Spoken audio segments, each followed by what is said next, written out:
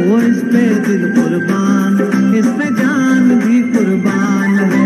तेरा पाकिस्तान है, ये मेरा पाकिस्तान है, तेरा पाकिस्तान। बिस्मिल्लाहिर्रहमानिर्रहीम।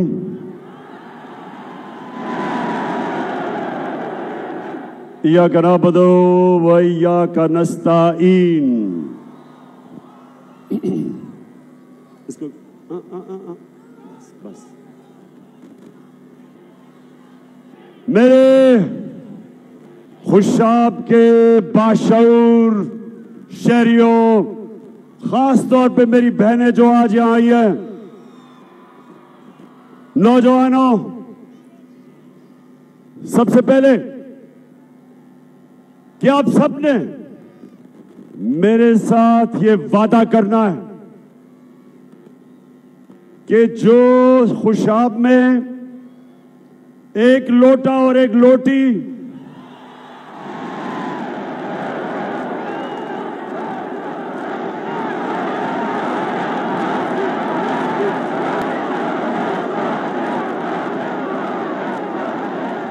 आपने मेरे से ये वादा करना है कि हर एक जो भी मैं यहां देख रहा हूं, आपने सबने जिम्मेदारी लेनी है इनको शिकस्त देने की। ये लोग जो वोट आपसे लेते हैं और अपने जमीर का सौदा करते हैं, अपने जमीर को बेचते हैं, जमीर की कीमत लगाते हैं, आपसे भी गद्दारी करते हैं, अपनी कौम से भी गद्दारी करते हैं, अपने आइन से भी गद्दारी करते हैं और अपने दीन से भी गद्दारी करते हैं। इसलिए आप सबने, जितने भी यहां नौजवान खड़े ऊपर, जो भी मेरी आवाज सुन रहे हैं, ये जो जंग है, ये इमरान खान की नहीं, ये आप सब की जंग है। ये सियासत नहीं, ये जहाद है। हमने जो साजिश हुई थी, अमेरिका ने यहां के जो मीर जाफर और मीर सादिक को साथ मिला के 22 करोड़ पाकिस्तानियों की मुंतखब की हुई हुकूमत, इन्होंने साजिश करके वो हुकूमत गिराई और इस मुल्क के बड़े बड़े डाकुओं को हमारे ऊपर बिठा दिया। 22 करोड़ लोगों की तौहीन की, हमारी तौहीन की। अपने मुल्क में मैं मगरिब को बहुत बेहतर जानता हूं। मेरी बड़ी जिंदगी का हिस्सा क्रिकेट की वजह से मगरिबी मुमालिक में गुजरा। अपने मुल्क के अंदर एक जमानत के ऊपर, जमानत पे इंसान को वो चपरासी की भी नौकरी नहीं देते। हमारे मुल्क पे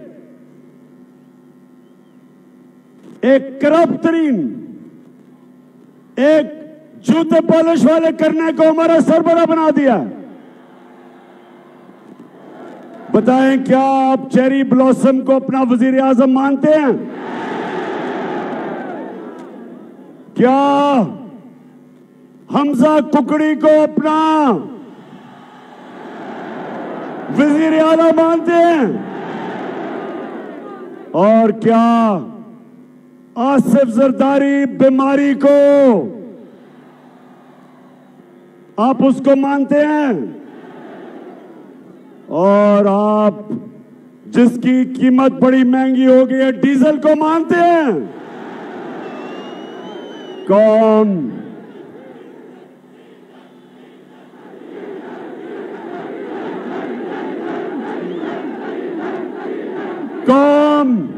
कभी इनको तस्लीम नहीं करेगी। मैं आज चैलेंज करता हूं, आप जितना मर्जी FIR काटे, मेरे ऊपर 15 FIR काट चुके हैं, मेरी टीम के ऊपर दहशतगर्दी के केस काट चुके हैं। हमारे सहाफी एयाज अमीर जो यहीं, वो भी चकवाल डिस्ट्रिक्ट से है, एयाज अमीर को इन्होंने शर्मिंदा करवाया, उसको मारा और इमरान रियाज को पकड़ के जेल में डाल दिया।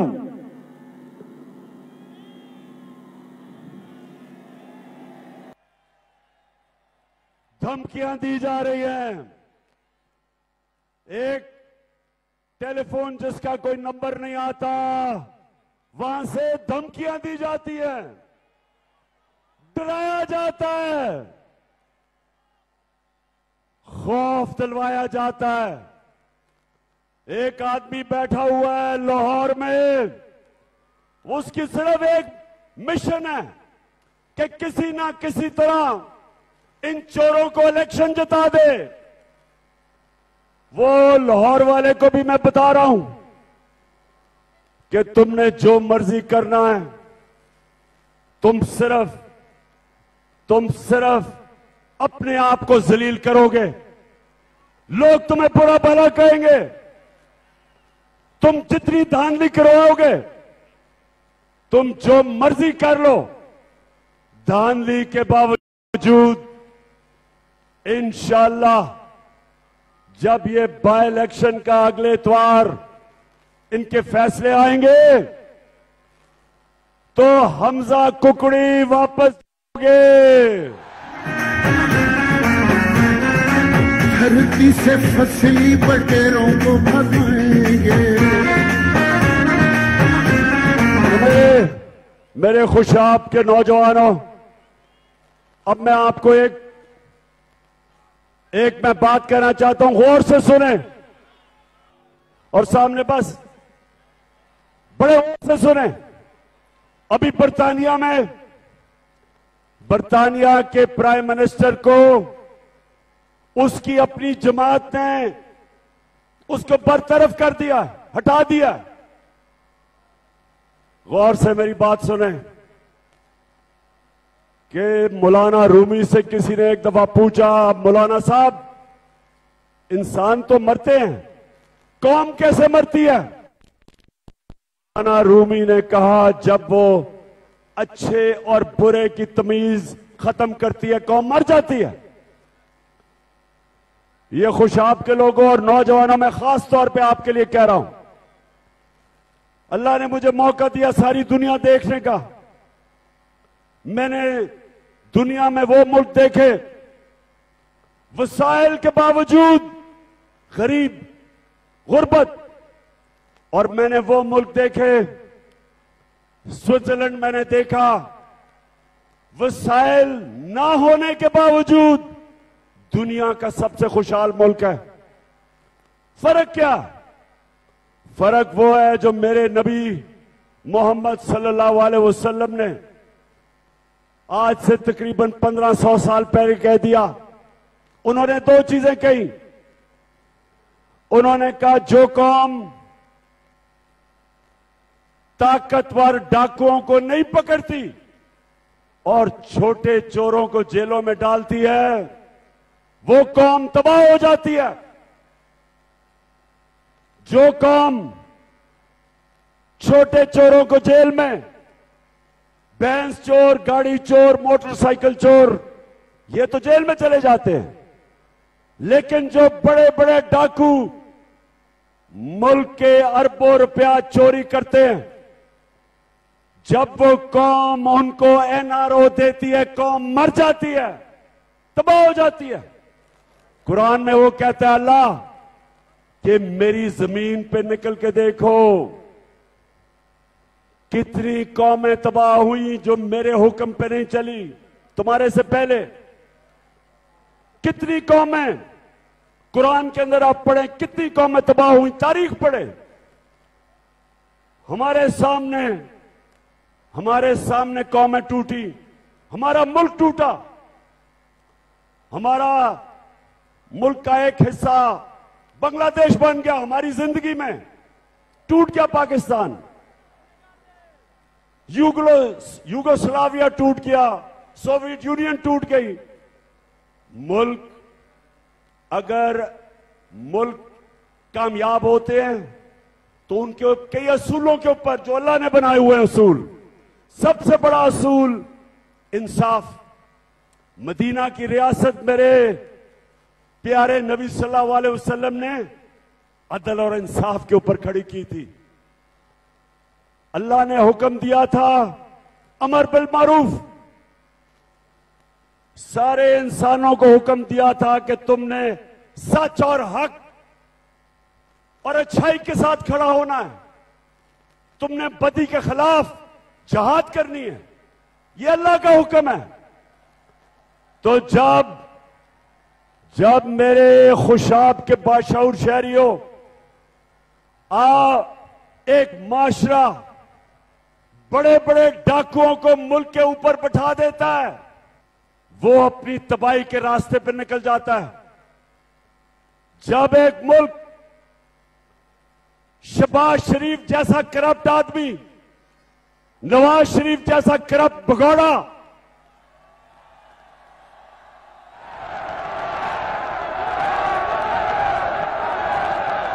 आसिफ जरदारी जो 30 साल से मुल्क को लूट रहा है, और फजलुर रहमान जो बात इस्लाम की करता है और अपना जमीर डीजल के परमिट पे बेचता है। जब ये लोग एक मुल्क के ऊपर क्यादत में आ जाते हैं तो मेरे खुशाब के लोगों, मेरे बहनों, मेरे भाइयों, मेरे बच्चों, ये याद रखें, वो मुल्क की तबाही, मुल्क की बर्बादी, वो मुल्क फनाई तबाही की तरफ जाता है। इसलिए मैं जो आपके पास यहां आया हूं, सिर्फ आपको एक चीज बताने के लिए कि ये जो इलेक्शन है, ये ज़िमनी इलेक्शन नहीं है। इसमें पाकिस्तान के मुस्तकबिल का फैसला होगा कि क्या हम इन चोरों के नीचे, क्या हम इन चोरों की क़यादत, क्या ये हमारा मुस्तकबिल है, या हम एक आजाद, खुद मुख्तार, एक हकीकी आजादी की जंग लड़के हम एक वो पाकिस्तान बनाएंगे जिस पाकिस्तान का नारा था, पाकिस्तान का मतलब क्या,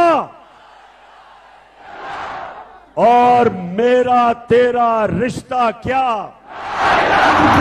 मिलकर बोलो, हम सब वादा करते हैं, हाथ उठाकर मिलकर बोलो, हम सब वादा करते हैं, बस एक अल्लाह से। और ला इलाहा इल्लल्लाह का मतलब कि अल्लाह कोई नहीं है खुदा तेरे सिवा, किसी के सामने नहीं एक मुसलमान झुकता। और सिर्फ हम इसको शिर्क ना समझें कि मूर्तियों के सामने ना झुकना, मिट्टी के बुतों के सामने ना झुकना, सिर्फ ये शिर्क नहीं, कोई भी जो अल्लाह के किसी के सामने भी आप झुकेंगे। सबसे बड़ा बुत खौफ का बुत है। खौफ की वजह से, खौफ की बुत की पूजा करने की वजह से इंसान गुलाम बन जाता है। इसलिए मेरा अल्लाह कुरान में कहता है कि जो लोग ईमान ले आए मैं उनके खौफ दूर कर देता हूं। ला इलाहा इल्लल्लाह इंसान को गैरत देता है, गैरत देता है कि मैं अल्लाह किसी के सामने नहीं झुकूंगा। तो ये जो ऊपर चोर बैठ गए, खौफ तारी कर रहे हैं लोगों पे, सहाफियों पे, सियासतदानों पे दहशत फैला रहे हैं कि हम इनको कबूल कर लें। सुन लो शहबाज शरीफ चेरी ब्लॉसम, और सुन लो हमजा कुकड़ी, सुन लो जरदारी, तुम जुल्म करने वाले सिंध के लोगों के ऊपर जालिम आदमी, तुम भी कान खोल के सुन लो, और डीजल तुम भी सुन लो। हम पाकिस्तान के लोग कभी तुम्हें तस्लीम नहीं करेंगे।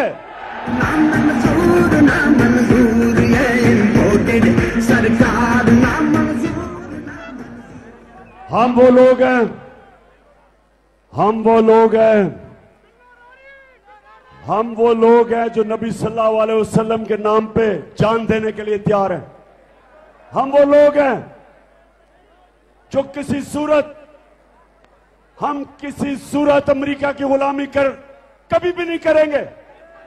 हम वो लोग हैं, अगर ये ऊपर बैठे हुए पैसे के खुदा की पूजा करने वाले, पैसे की बुत की पूजा करने वाले, ये शहबाज शरीफ, नवाज शरीफ और ये आसिफ जरदारी, जिनका पैसा बाहर पड़ा है, मगरबी बैंकों में पैसा पड़ा है, ऑफशोर अकाउंट्स में पैसा पड़ा है, लंदन में बड़े बड़े मगरबी शहरों के अंदर बड़े बड़े महलात हैं इनके, ये अपने पैसे के गुलाम हैं।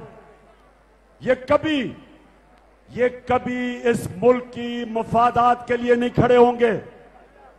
जब अमेरिका ने, हमारा एक सरबराह जब अमेरिका के सामने घुटने टेक गया और अमेरिका की जंग में हमने शिरकत की, 80,000 पाकिस्तानी हमने अमेरिका की जंग में कुर्बान किए।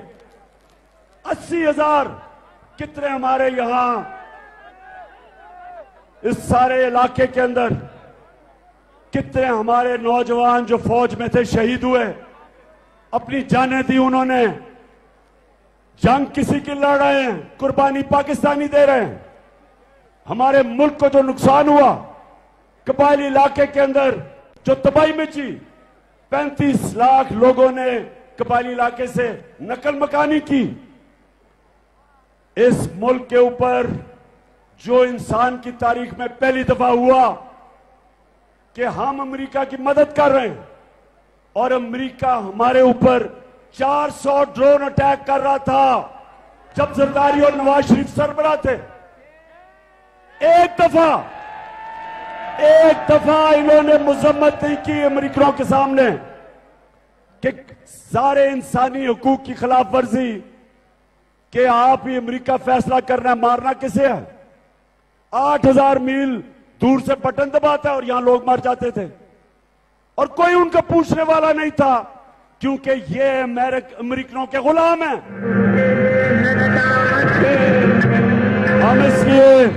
हम इसलिए मेरे खुशाब के बाशऊर शहरियों, ये समझ जाओ कि ये जो ऊपर अमेरिका ने हमारे मुल्क में साजिश करके मीर जाफर और मीर सादिकों के साथ मिलके, कभी साजिश बाहर से कामयाब नहीं होती जब तक मुल्क के अंदर मीर जाफर और मीर सादिक ना हो। जब अंग्रेजों ने मुसलमानों को हटा के हुक्मरानी की थी हिंदुस्तान पे, उससे पहले 600 साल मुसलमान हिंदुस्तान के हुक्मरान थे।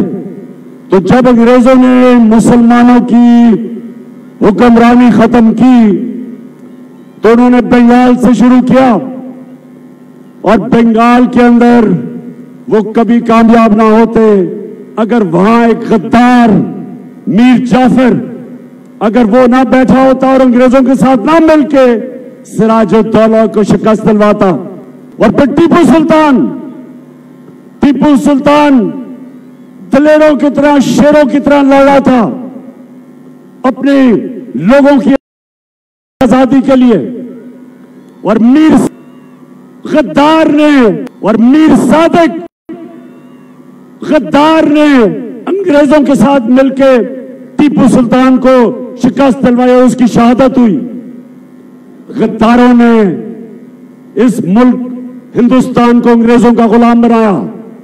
अब ये फिर गद्दार उनके साथ मिलके ये चोरों को ऊपर लेके आए, क्योंकि ये चोर कभी भी अमेरिका के सामने अपनी कौम के मफादात के लिए कभी खड़े नहीं होंगे, ना कभी पहले खड़े हुए हैं।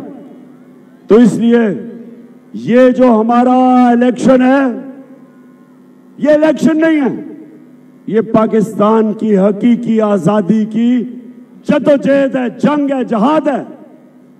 और मैं आज आपके पास सिर्फ आया इसलिए हूं आप सबको बताने के लिए कि आपने जिम्मेदारी लेनी है। एक एक नौजवान ने जिम्मेदारी लेनी है। वो जो ये जो शरीफ ब्रादरान और इनके बेटे और बच्चे, इन्होंने जिंदगी में कभी कोई चीज ईमानदारी से नहीं की। बिजनेस है तो वो करप्शन है, इलेक्शन है तो उसमें धांधली है, अदालत तो वहां झूठ बोलते हैं, सारा टब्बर झूठ बोलता है। बेटी कहती है कि मेरी लंदन तो छोड़ो, पाकिस्तान में भी कोई प्रॉपर्टी नहीं है। और जब वो ये चीज कह रही थी, उसको क्या पता था कि अल्लाह अल हक है। 2 साल के बाद वो 2014 में ये कह रही थी, 2016 के अंदर एक बैनुल अक़वामी इंकशाफ होता है जिसको कहते हैं पैनामा पेपर्स, और उसमें पता चलता है कि लंदन तो छोड़ो, पाकिस्तान में भी कोई प्रॉपर्टी नहीं। प्रॉपर्टी पाकिस्तान में, लंदन में कहना था कि सस्ती प्रॉपर्टी कोई नहीं, क्योंकि सबसे महंगे लंदन के इलाके में इंकशाफ होता है कि 4 बड़े बड़े महलात मरियम बीबी के नाम पे हैं।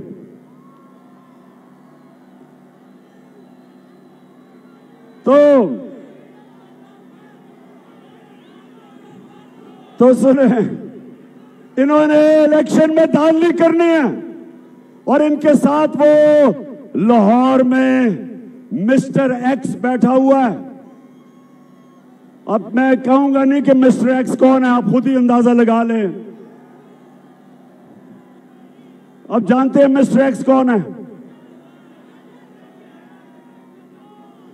एक पहले ने इनके लिए 2013 में धांधली की थी, उसको उन्होंने नवाजा, पहले एंटी करप्शन का हेड बनाया, अब एक और उसने नवाज दिया है, तो अब वो बैठा हुआ है। और दूसरा चीफ इलेक्शन कमीशन, ये पूरी तरह इनके साथ मिलकर तैयार है धांधली के लिए।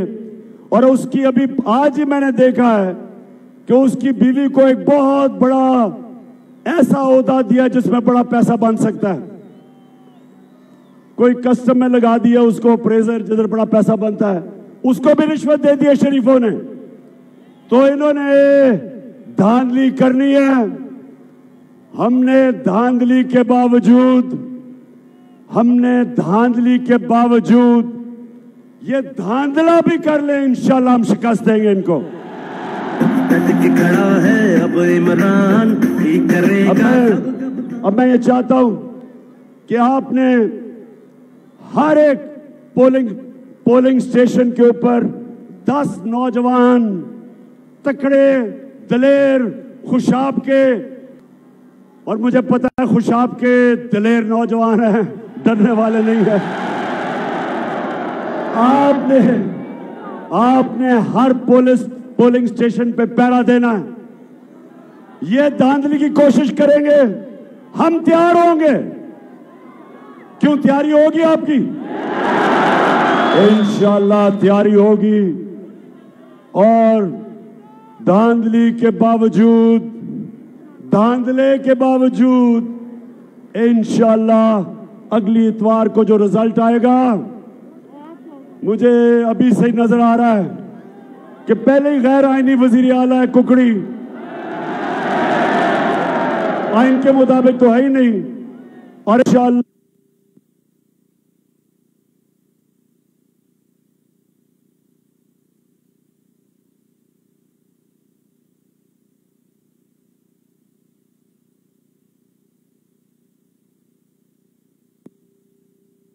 हमें वो भी पता है, बड़े हमारे वो भी कैंडिडेट हैं। लेकिन इस वक्त अगर आपने हमारे तहरीके इंसाफ का जो बल्ले का निशान है, अगर उसको आपने सबने मिलकर वोट ना दी, हमारी अगर वोट डिवाइड हो गई तो मुखालिफ जीत सकता है। इसलिए सबके लिए मेरा आज पैगाम है, आपने बल्ले को सिर्फ मोड़ लगानी है।